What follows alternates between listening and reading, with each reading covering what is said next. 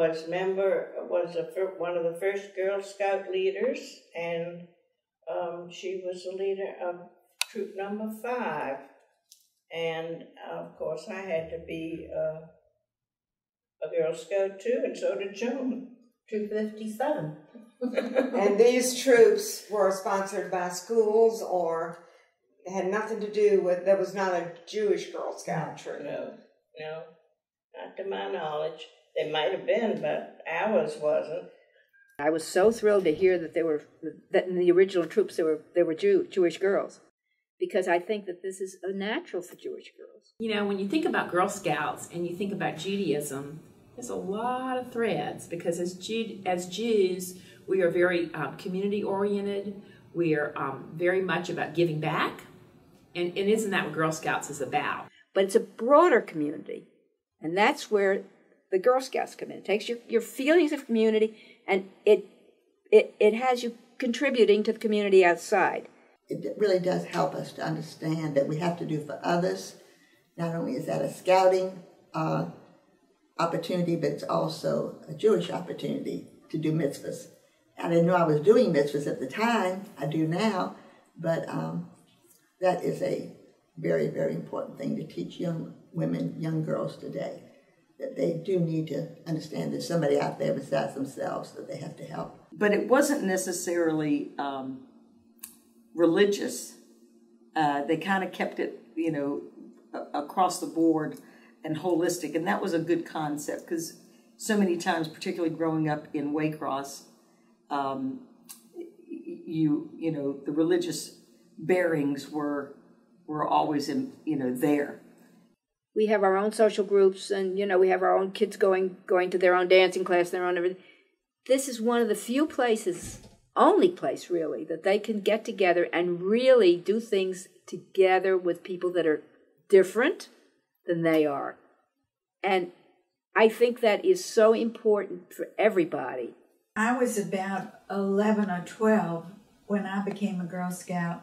I was not in the Jewish troop. I was in a troop at St. Michael's Church with a lot of the children in our neighborhood who also belonged. I felt very strongly about having mixed troops because I wanted girls to get to know other girls who were Jews, or were Jews getting to know what Christians were like. The Haredi girls must have their own place with other Jewish girls who are willing then to eat as they eat and daven as they daven. However, I am not enchanted with the idea of grouping kids. If you get yourself too community-based, all the Lutherans in one troop and all the Episcopalians in another troop and all the liberal Jews in another troop, then you don't know the other people outside. I like the fact that today they were mixed in my time, and not enough. There weren't black girls. Now there are. They meet Christian girls and they meet other girls, and they work together, and they learn that they don't have horns. And the Christian girls, which is wonderful, learn that the Jews don't have horns. Everyone was the same. It didn't matter if you were purple or blue. Every religion is important. Everybody is important. Each person is important. And you're looking at people as people. Everybody is a scout. Everybody is a Girl Scout. And we are scouts together. It's fine for her to feel good and Jewish within herself. And that's important. And it's good for the Christian girl to feel Christian within herself, and that's important. And there is a line there, but they've got to learn to work together. To get to camp, you rode a bus, and it stopped in all the towns in Westchester. So you got to meet the girls from that council and that council and that council. One of my best friends in childhood, I met at camp. She was from Ossining. Her father was a guard at Sing Sing. And I was from Crestwood. Not only did we meet Jewish people of different levels of religious observance, but also even people who weren't Jewish that maybe we wouldn't have met otherwise, because being in Rambam, they were in other schools, we really would have no way to cross paths, but because of Girl Scouts, we were able to meet other people in the community.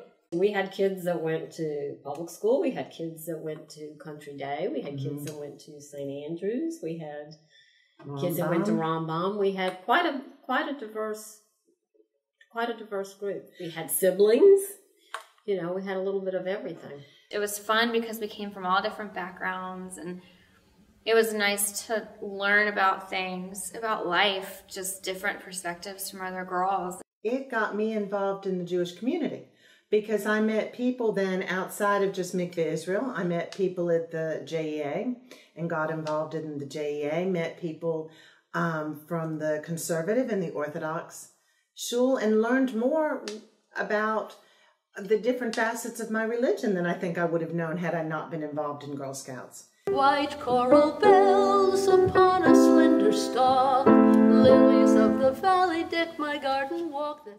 When I think about the Girl Scout experience, you know, you don't think about it for a long time, but when you stop to, you know, rethink about what happened, you know, Girl Scouts is about getting along with people. It's about community. You might help out somewhere, you know, community service, and you have to take leadership there. I think that's a very big aspect. It's about socialization. Because if you were a brownie, you were helping daisies. If you were juniors, you were helping brownies. If you were cadets, you were helping juniors. And it's about character building. The fact is that I think the Girl Scouts inspired me to participate, you know, in a positive way from then on, very actively. I'll give the Girl Scouts all that credit because I think that's what the Scouts has done for women in America. If we were fortunate enough to be involved in Girl Scouts, I think it inspired us to know we have to be participants in our community, not only with our family, but with our community. And I've been participating ever since. Coming in contact with those girls gave me an opportunity to teach them, and then gave me an opportunity to be a leader and to take them different places. And that gave me an ability to do that, which I wouldn't have had otherwise. Gave me leadership abilities. I think it's very important for women to empower other women. And I think that starts in scouting.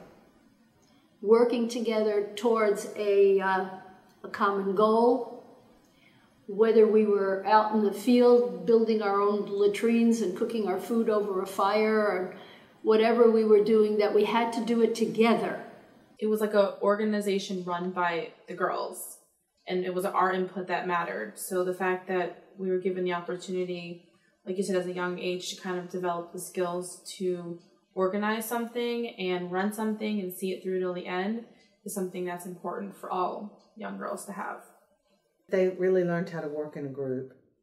You know, to not always, in my case, my daughter's an only child, and I think that wasn't a good experience of, you had to sometimes not always get it exactly how you wanted. You had to work together. Everything was a group decision. We voted on everything. So there was, you know, the leaders could kind of overrule things if they weren't feasible, but the girls made all the decisions. So everything came to a vote, and, you know, you got a little bit of what you wanted and you got what you didn't want. I hope our girls learn that if you want good things to happen for your children, you have to be a part of it too. And, you know, I think that was a good example maybe that we set for them. You have a group of girls, and you know that there's always going to be some people that don't get along with everybody. You know, I like you today and I don't like you tomorrow. And you know, if you don't feel like someone likes you, you don't want to play with them, and there's politics that come into play. That's probably the only thing that I remember is when girls would be left out. Irma Fox. I think back about some of those girls that were left out of groups. Unfortunately, we tied her to a tree. Or were pushed aside. And left her. You know, boy, wish we could do it over again today. Sorry about that, Irma. Today, in the real world, when I'm at work or I'm in a different setting, if I don't care for someone, I still respect them and I still uphold my persona as a respectful and presentable person towards them. When I had my bat mitzvah, I totally, you know, I made my speech and I started crying in my speech, and everybody in the synagogue was crying, and it was just a whole big deal. But it was so, it was you know, you're almost a teenager, and, you know, you're having all these feelings of unsure self-image and all of that. But scouting was always a safe haven. I think that when you belong to anything, and specifically when you belong to Brownies and Girl Scouts, you're part of a group. you have that sense of belonging and that sense of relationship and the sense that somebody cares about you. So I would definitely have to say it was, you know, when you think back, a big part of who I am today. I just looked at people as people, which was probably one of my, quote, learning disabilities. But Juliette Love probably did that too. I don't imagine that she looked at people different, one person differently from another. I don't think she had the ability to do that.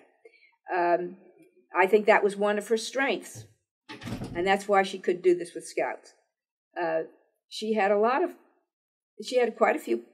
She marched to a different drummer, definitely. Her brain was definitely wired differently than supposedly the average bear's brain is wired.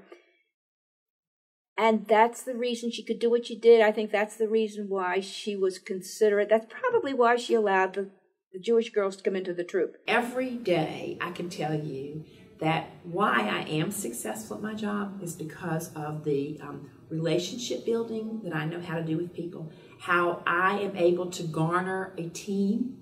I can take a group of people who are working in their own little silos and bring everyone together for a common cause. And so when you think about how did you learn those skills, those are the skills that you learn through Girl Scouting.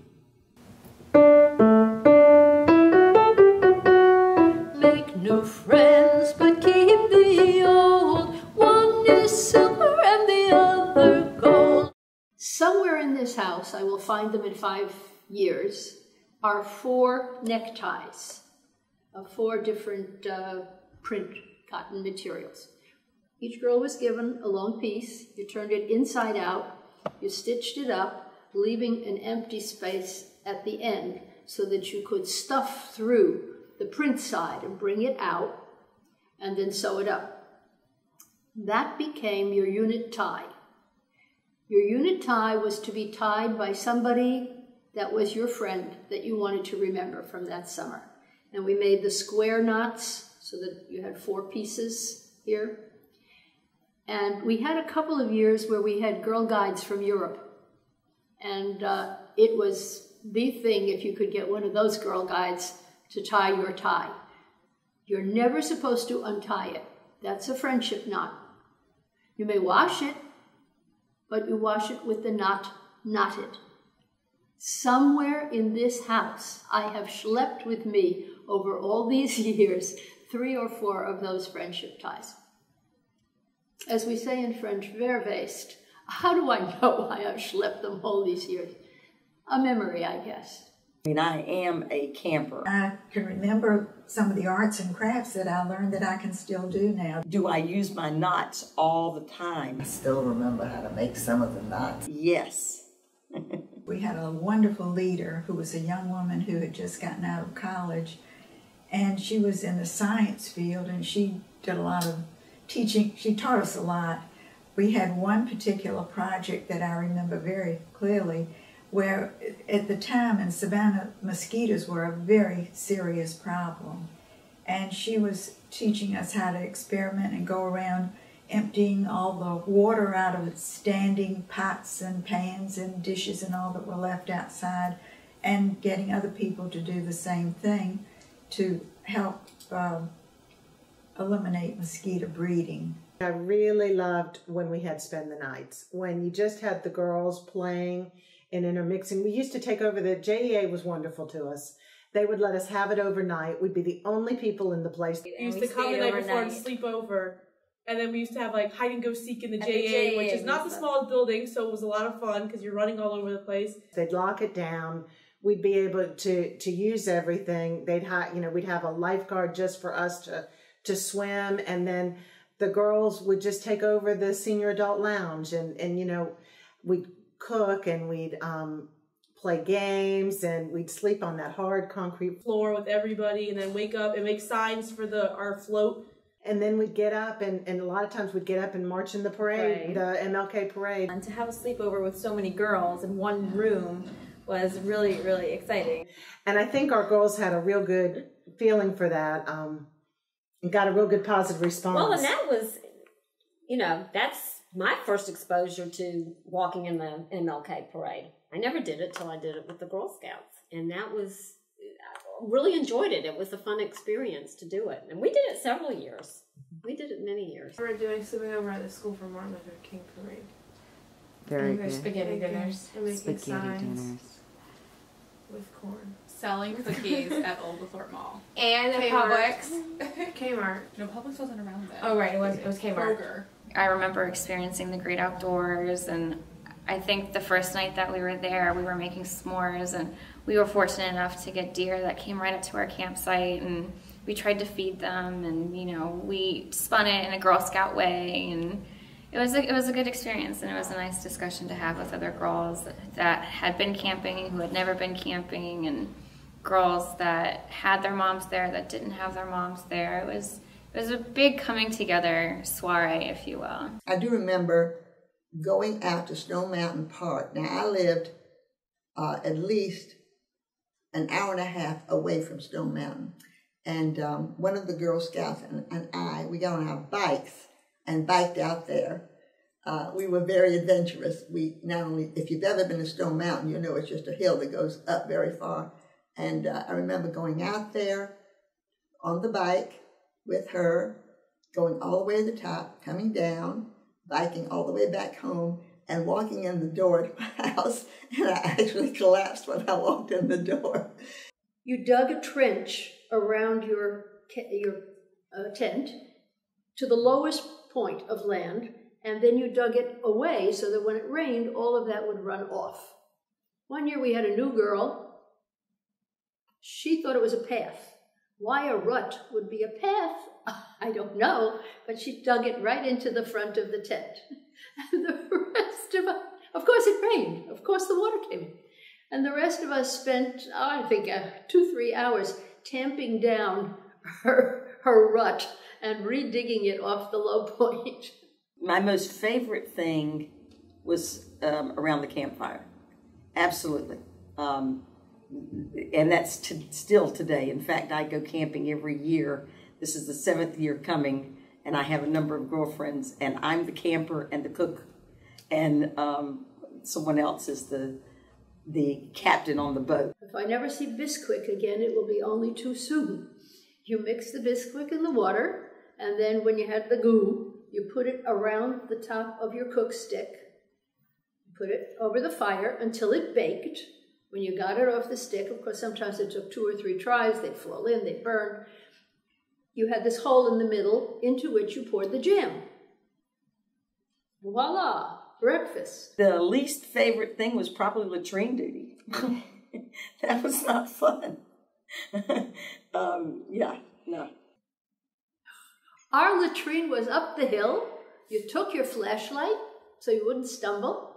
And we had different duties each day. And when you were on latrine duty, you took out the wooden seat from the two-holer, put it against the tree, and scrubbed it with CN and water. The counselors put the lye down the hole. But that was latrine duty, okay? We told stories and we went on hikes, and one hike that we went on, we went to the left in the campground, which I had never been during the summer.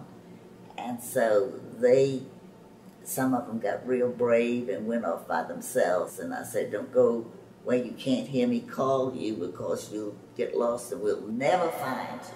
We wandered off and we explored thickets and bugs. And they did go a little further, and they started screaming. They came to me with a bone in their hand. And it was evidently a bone out of somebody's leg. And I said, oh, that's a cow's bone. Where'd you find it? And they took me to this little grave. We came upon this grave, a little marker. And in there was a small coffin. And it was a casket of iron and had a little window in it. And the glass top was broken. Someone had dug it up and left it. And everything was taken out of it. And it looked like something out of the Egypt world. So one of the girls said, it's somebody's leg, and everybody else went, oh, you know. We were ecstatic. We did an overnight at SeaWorld that was phenomenal. We stayed in the park overnight. We slept in one of the exhibits with the manatees. The girls woke up and shook hands with dolphins and Slept with the manatees. You'd wake up and there was like a big manatee staring at you in the face. You woke up and there were manatees swimming right next to you. It was incredible. And then in the morning, we woke up early before the park opened, and we were able to walk around and, first of all, just be in the park with nobody there. And they brought us to the dolphin pool, and we were able to play with the dolphins before they ate. And they told us that they're the most playful before they eat. So we were able to play with them. I gave a speech at the 21st birthday of Girl Scouting in front of Miss Lowe's family and friends at the Lutheran Church. It so happened that at the time that I was in the Girl Scout troop, Nina Haight was she passed away during that time, as a matter of fact. And she was a cousin of Juliet Lowe's, who helped start the first Girl Scout troop. And our troop was asked to be honor guards at her funeral, which was at Independent Presbyterian Church. So we all were lined up outside as honor guards for her funeral. And our troop also was asked to be at the christening of the Liberty ship, the Juliet Lowe, when they christened that here in Savannah. When I graduated from college and decided to come back to Savannah, I had a couple things that I really wanted to do when I returned. I wanted to try to take piano lessons again as an adult, because I always had that passion. And I wanted to go back to Camp Lowe to see what it was like. And so I had the opportunity to do both of those things. I did take piano lessons and again quit. But I did go back to Camp Lowe. And when I walked onto the soil, I got to the camp, it was as if time had stood still and the camp had not changed at all. And I reverted back to that 1969, 1970 camper. And it was just the most nostalgic experience that it was overwhelming. It was overwhelming. The tents had been upgraded somewhat, but they were in the same place. The latrine was in the same place. Everything was exactly the same. It was as if time had stood still, and it was wonderful. I was a Girl Scout, as well as my daughter was a Brownie, and my mother was a Girl Scout. So we feel we have a long history in the Girl Scouts. The experience was wonderful to have that opportunity to share something with my daughter. And it was really a lot of fun. It's an amazing experience. Overnights for Martin Luther King Day were one of my favorites. In the parade. I will never forget Girl Scouts. It's a good character building organization. The best thing that ever happened to me in my life. I think it just helped me as a person. I learned how to camp. I am not an outdoors person. Normally, my mother used to say to me, take the book and go sit under a tree, at least get some fresh air. But scouting made an outdoors person out of me willy-nilly, and I'm very grateful for that. Oh, they built the ship. Marion Gapers, Davy Benton, Sophie Hirschman, Sharon Seaman, Sand, Lucy Gottlieb, Holly McAdams, Mary Waits Friedman, Jewel, Julie Eisenstein, Hirsch. Judith Demora Gordon, Ellie Shevatmore Gordon, Terry Parker, Leslie Westmoreland, Samantha Dillon, Ira Gordon, Helen Smallhouse Cran, Cheryl Gordon, Joy Bradley Warshaw. Nona Bela Gordon, Henrietta Stein, I'm a victim. Rad hayom shemesh dom kochavim